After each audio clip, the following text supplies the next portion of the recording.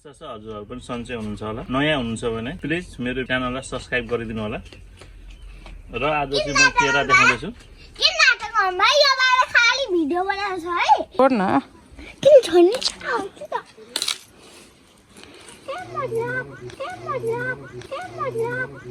काटे। धेरै ल्याङ हजुरहरु सम्पूर्णलाई नमस्कार। मेरो युट्युब च्यानल राकेश के मगरमा स्वागत गर्न चाहन्छु। गाउँघरमा यस्तो कलिलो केरा पकाउने तरिका नयाँ आएको रहेछ हिजोआज। यो चाहिँ कसरी पकाउने भनेर म देखाउन गइरहेको छु। यो केरा, यो पाकेको केरा यस्तै थियो। यो केरा यस्तै कलिलो थियो। 2-3 दिनमै पाक्दो रहेछ हिजोआज। पहिले चाहिँ यस्तो केरा पुरै खाल्टो खनेर आगो बालेर त्यसमा चाहिँ चुन लगाएर अनि छोपेर 15 दिनसम्म राखेर पाक्थ्यो। अहिले चाहिँ त्यो केमिकल लगाएपछि चाहिँ केमिकल लगाउने हैन, केमिकल राखेपछि चाहिँ 2 दिन 3 दिनमा पाक्दछ। जति धेरै केमिकल लगायो त्यति छिटो पाक्ने। अनि अब जति छिपेको भयो त्यति छिटो पाक्ने। कलिलो पनि पाक्नेपछि पाक्छ, तर अलिकति धेरै त्यो केमिकल चाहिँदो रहेछ। यो 3 दिनमा यस्तो भइसक्यो। यो पाकी पनि सकेछ। म खाएर पनि देखाउँछु। यो 3 दिनमा यस्तो पहेँलै हुन्छ। यस्तो कलिलो पनि। यो झर्यो पनि एउटा त। यो धेरै पनि 3 दिनमा पाकेको यो। यस्तो कलिलो पनि। कसरी पकायो भन्नुभयो चाहिँ अलिकति पछाडि देखाउने छु। त्यो बजारबाट एकजना व्यापारी आउनुभएको थियो र घरमा पकाइदिनु भयो। यस्तै पाक्छ। यति मिठो हुँदो रहेछ। अब छिटै पाक्दो रहेछ। यो पनि पकायो भने पाकिहाल्छ 2-3 दिनमै। अलिक धेरै लाग्यो भने 2 दिनमा मिठो छ केरा चाहिँ, गुलियो छ। हस् त, अब चाहिँ म कसरी पकायो, कुन केमिकल लगायो त्यो चाहिँ देखाउने छु है त।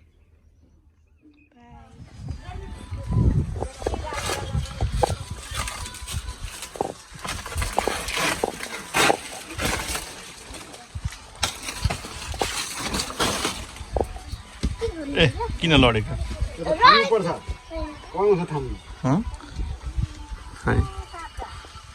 उही आउँछ। म त यहाँ खिच्दैछु।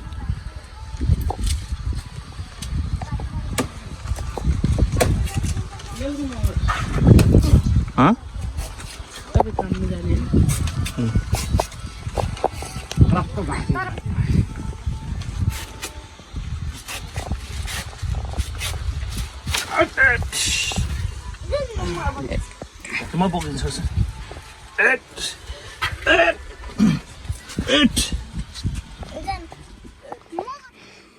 बोक यहाँ बोक बोक न त्यहाँ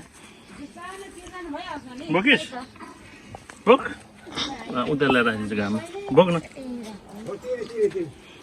ए कालो हुन्छ। कालो हुँदैन अहिले कहिले। यी हातमा लाग्यो कालो हुन्छ।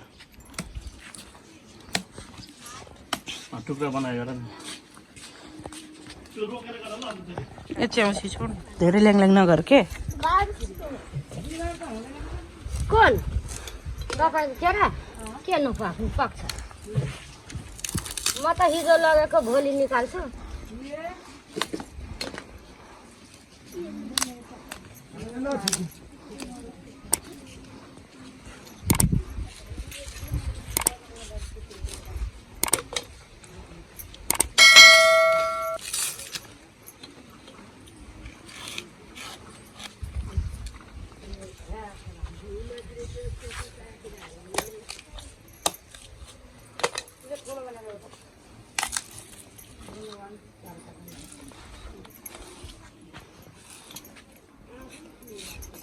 म त केरा काट्न लगाएँ आउँदा आएन।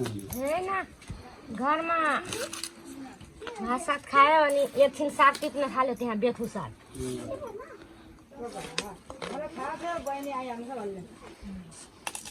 बेथु चाहिँ खुब बिक्री हुँदो रहेछ। बेथु त छोडिदिनु।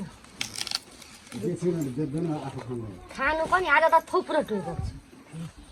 बिरिया बनाउँछु। भोलि पर्सि त आलुमा कति मिठो हुन्छ। आलु मिसाएर चैत बैशाखमा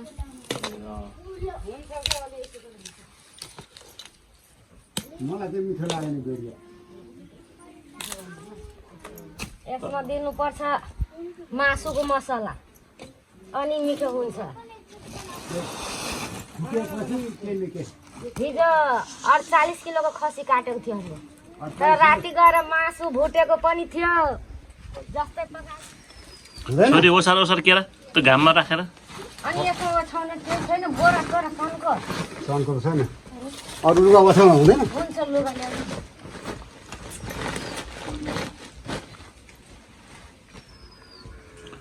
ओछ्या ओछ्या बाजेसँग मिलेर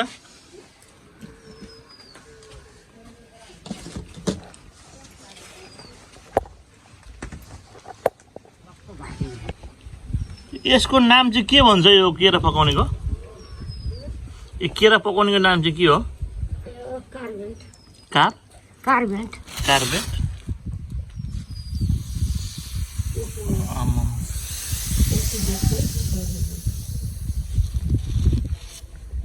आगै हुन्छ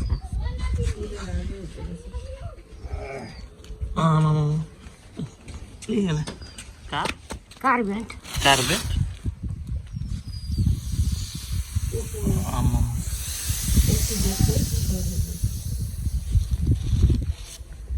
आगै हुन्छ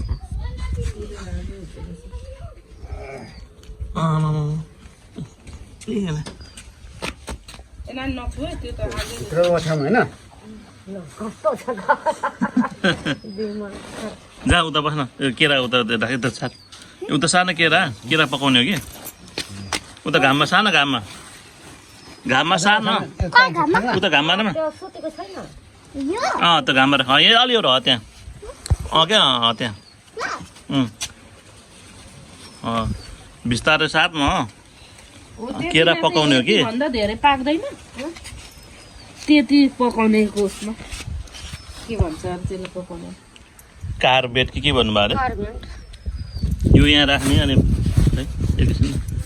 यो तल राख्नुपर्छ यो तल राख्ने अनि केरा पाक्छ कार्बेट ल हेल्प गर्दैन हेल्प गरिदियो सरी उता यता ल्याइदिएन कति दिनमा पाक्छ अब भोलि होइन पर्सि पाक्छ पर्सि पाकिहाल्छ अझै छ केरा छैन चल्नुपर्छ जस्तो छ बाख्राको बच्चालाई ओछ्याउने भाँडो छैन बाख्रालाई ओछ्याउने केरा अझै राख्दा पनि हुन्छ अरे त्यो आज त कहाँ अब सुकाउनु पर्यो बाख्रालाई ओछ्याएको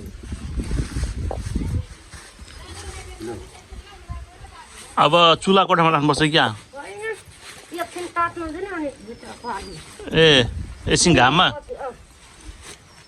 कति 1 घन्टा घाममा राख्ने राख्नु तात्छ अरू दिन राख्दा पनि केही फरक पर्दैन घाममा जति राख्ने हुन्छ अब डर्दैन नि त पानी चाहिँ थोरै लाउनु पर्छ अलिक धेरै लाउनु पर्दैन होइन लाउनु हुँदैन त चेक मात्रै गरेको हो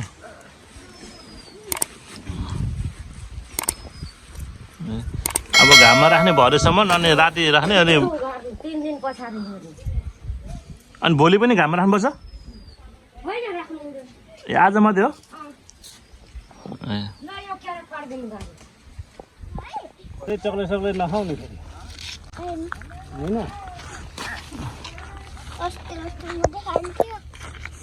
हो र